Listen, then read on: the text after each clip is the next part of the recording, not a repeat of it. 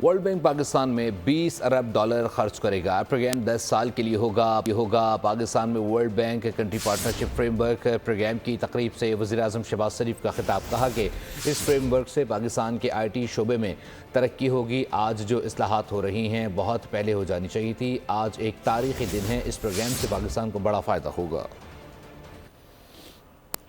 Promoting digitalization all over the country and of course IT-led initiatives. This new program known as Country Partnership Framework Program, which spans over 10 years with a ticket item of $20 billion.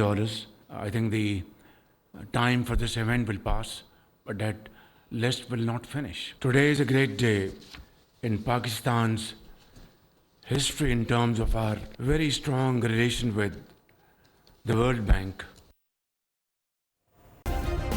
Subscribe करें और bell दबाएं ताकि कोई खबर रह न जाए।